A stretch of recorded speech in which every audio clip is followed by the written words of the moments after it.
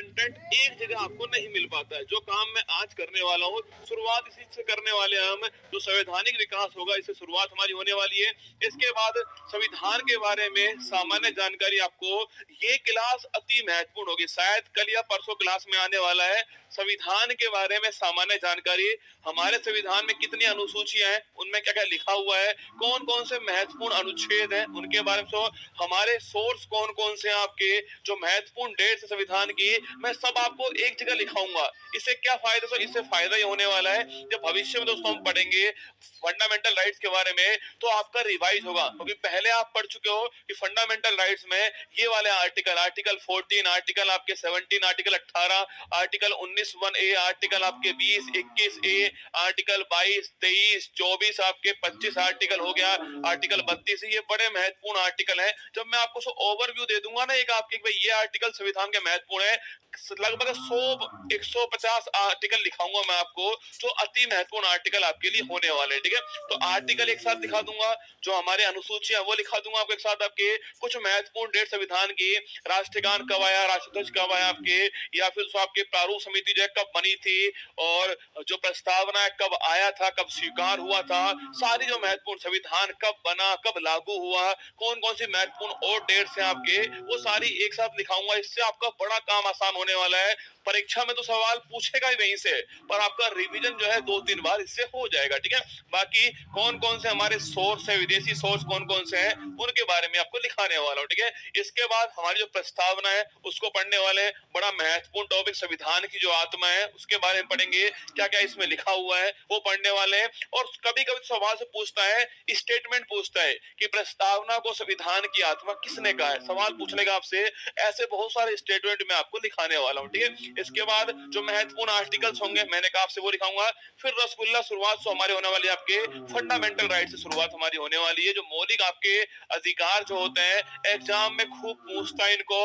और दोस्तों एक सच, कड़वा सच बता रहा हूँ आपको, बच्चा सोचता है कि मौलिक अधिकार पढ़ लिया, संविधान पढ़ लिया, वो आर्टिकल 14, 15, 15(1), 15(2), 15(3), 15(4), 15(5), 15(6) ऐसे घुस घुस के पढ़ता है कि आर्टिकल 32 दोस्तों आने तक भाई साहब उसका जो है संविधान पूरा हो जाता है, आगे वो पढ़ता ही नहीं है। केंद्र राज्य संबंध हो गया दोस्तों, या फिर आपके संचित निधि हो गया दोस्तों, या फिर आपके आर्टिकल 240, आर्टिकल 245 हो गया, या फिर आपके आर्टिकल दोस्तों आगे 312 आने वाला है, वो पढ़ता ही नहीं दोस्तों, क्योंकि उसका समाप्त हो चुका संविधान जो है मौलिक अधिकार के अंदर। हम मौलिक अधिकार पढ़ेंगे, पर हमारा इसके अलावा डीपीएसपी पर इसको बच्चा छोड़ता है, और एग्जाम में निश्चित सवाल पूछता है डीपीएससी से, हम इसके बारे में पढ़ने वाले हैं। फंडामेंटल ड्यूटी जो है उसके बारे में पढ़ने वाले हैं। उसके बाद दोस्तों हम जो है, जो हमारे राष्ट्रपति है, जो हमारा भाग 5 जो है आपके, इसमें द संघ लिखा हुआ है, जो यूनियन लिखा हुआ है, संघीय संघ के बारे में लिखा हुआ है, संघ की कार्यपालिका, राष्ट्रपति, उपराष्ट्रपति के बारे में आपके, इसके अलावा जो आपके मंत्री परिषद है उसके बारे में पढ़ने वाले हैं। संघ की विधायिका, संसद है, लोकसभा है, राज्यसभा है, नई संसद है, उसके बारे में पढ़ेंगे हम। पे देखो, बायोलॉजी में करंट अफेयर्स नहीं था आपके, लेकिन पॉलिटी में सबसे अधिक करंट अफेयर्स जो है यही अपडेट होने वाला है। ठीक है, तो पॉलिटी करंट अफेयर्स जो है उसके लिए बड़ा जरूरी विषय है। और आप सोचिए, आपको पॉलिटी वही पढ़ा रहा है जो आपको करंट अफेयर्स पढ़ाता है। बोल बांके बिहारी लाल की जय। आइए, मैंने कहा आपसे हम पढ़ेंगे राष्ट्रपति, उपराष्ट्रपति, प्रधानमंत्री, मंत्री परिषद दोस्तों, इसके अलावा संसद के बारे में, लोकसभा है, राज्यसभा है, और आपके हमारे जो उपराष्ट्रपति हैं वो पढ़ेंगे। सुप्रीम कोर्ट के बारे में पढ़ने वाले। इसके बाद में राज्यपाल हमारा, उसके बाद आपके राज्यपाल के बाद में मुख्यमंत्री हो गया। इसके अलावा देखिएगा, राज्य विधान परिषद हो गए, कहाँ कहाँ विधानसभा है, कहाँ कहाँ विधान आपके परिषद है, विधान मंडल के बारे में पढ़ेंगे। उसके बाद में हमें जो हाई कोर्ट है उसके बारे में पढ़ने वाले हैं, प्रमुख जो आयोग है उनके बारे में पढ़ने वाले। इसके अलावा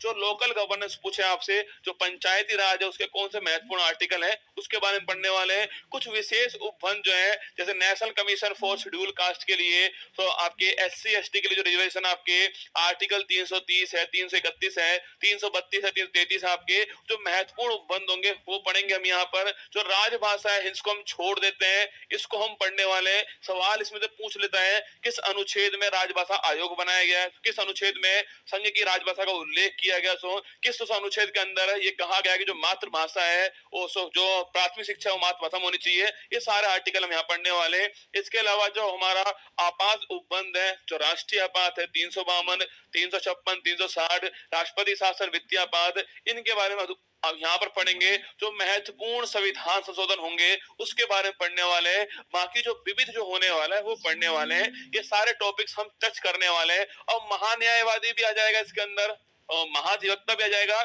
जो भी परीक्षा के लिए महत्वपूर्ण टॉपिक होगा, आप यकीन मानना मैं आपको कोशिश करूंगा पढ़ाने की, पर आपको इसमें खुद भी खूब मेहनत करनी पड़ेगी।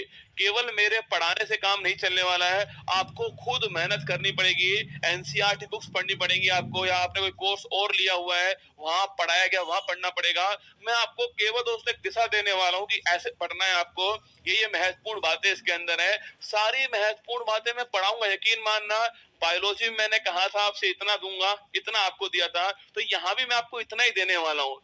पर मैं फिर कह रहा हूं, आप सोच लो कि भरपेट खा लोगे, वो संभव नहीं होने वाला है। कहीं ना कहीं तो आपको खुद को भी मेहनत करनी पड़ेगी। और ये बायोलॉजी नहीं है, ये संविधान है, साथ के साथ पढ़ना पड़ेगा। क्लास खत्म होने के बाद में पीडीएफ पढ़नी पड़ेगी आपको, और पीडीएफ पढ़ने के बाद में रिवाइज करना पड़ेगा, तभी संविधान आपकी खोपड़ी में बैठने वाला है। और संविधान का सबसे टफ टॉपिक जो है वो पहली क्लास में पढ़ाने वाला हूँ। सोचिए, संविधान का सबसे टफ टॉपिक जो है वो पहली क्लास में मैं आपको पढ़ाने वाला हूँ। तो आइए शुरुआत करते हैं। तैयार हो आप सभी लोग? जो है दिल भेज दो एक बार फटाक से, अगर आप तैयार है तो। फिर शुरुआत करने वाले हम किसकी? जो हमारी राज्य व्यवस्था है उसकी शुरुआत करने वाले। देखो, राज्य व्यवस्था की शुरुआत एक तो हो सकती है संविधान के द्वारा, कि संविधान क्या है।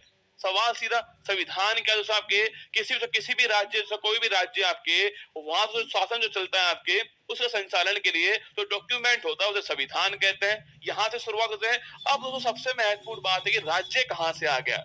हम 5 मिनट पीछे जाएंगे, आपके फ्लैशबैक में जाने वाले हैं। मनुष्य की जब से आपकी शुरुआत हुई, आपके मनुष्य जब से पृथ्वी के ऊपर आया आपके, वहां से शुरुआत हम करने वाले हैं। और फिर हम राज्य तक आएंगे, फिर उसके बाद हम राज्य के बाद में संविधान के बारे में पढ़ने वाले। ठीक है, सुनना मेरी बात को, सुनना है ढंग से सारी बातें। अगर सुनोगे तो काम आएंगी। ठीक है, सारी बातें सुनेगा, मेरे साथ में देखिएगा।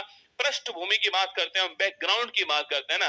कई लोग काले दिल भेज रहे हैं, काले नहीं यार, लाल भेजो दिल तो, है ना। देखो, हम बात कर रहे हैं पृष्ठभूमि की। ठीक है, मतलब दोस्तों हम बात करें सबके बैकग्राउंड की बात करते हैं, पृष्ठभूमि की बात करते हैं। देखिए, सबसे पहले मनुष्य आया। आप इसको मत देखो ना, मैंने कहा सबसे पहले मनुष्य आ गया। ठीक है, मनुष्य आ चुका है पृथ्वी के ऊपर। अब दोस्तों वो आया है सो जानवर की तरह रहने वाला, आपके शिकार करता है आपके, या फिर दोस्तों आपके जो कच्चा मांस है वो खाता है। सो मनुष्य आया ही था दोस्तों आपके 40 लाख साल पहले की बात कर रहा हूं आपके। आप और मैं नहीं थे उस समय, मनुष्य दोस्तों आया था आपके 40 लाख साल पहले। वो कच्चा मांस खाता है, उसको कुछ पता ही नहीं है, उसको जानवर ही एक तरह से, है ना। फिर रसगुल्ला क्या हुआ, जो धीरे धीरे जो है विकास होने लगा आपके। और सबसे पहले आविष्कार हुआ आग का। अब दोस्तों आग का आविष्कार हुआ, पत्थर रगड़ के नहीं, उसने आविष्कार कर लिया आग का, अपने आप हो गया। आविष्कार हुआ नहीं था, अपने आप हो गया आग का समझा। अब आग का आविष्कार हुआ तो उसने जो मांस था उसको पकाना स्टार्ट कर दिया। ठीक है, अब वो पका हुआ मांस खाने लग गया है। जानवर और मनुष्य में अंतर स्टार्ट हो चुका है आपके। पका हुआ मांस उसे स्टार्ट करते आपके पहिए का आविष्कार हो गया। सबके बहुत सारी धातुएं जो है आपके, तांबा है, तो आपके लोहा है, कांसा है, जो कॉपर है, लोहा है, कांसा जो ब्रोंज है, उसका आविष्कार हुआ। धातु का आविष्कार हुआ आपके। तो बहुत सारे औजार उसने बना लिए, बहुत सारे औजार हथियार बना लिए उसने। हथियार से आपके वो पालतू पशु रखने लग गया, और साथ में औजार बनाए, उससे खेती करने लग गया।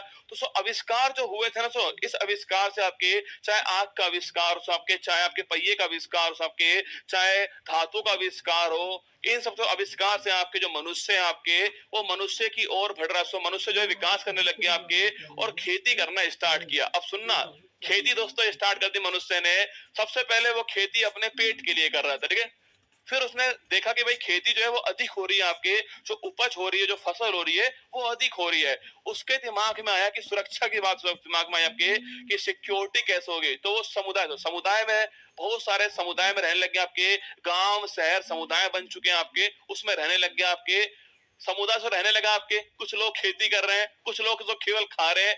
तो उसको समस्या हुई आपस में संघर्ष की, लोग आपस में लड़ना तो स्टार्ट कर दिया आपके।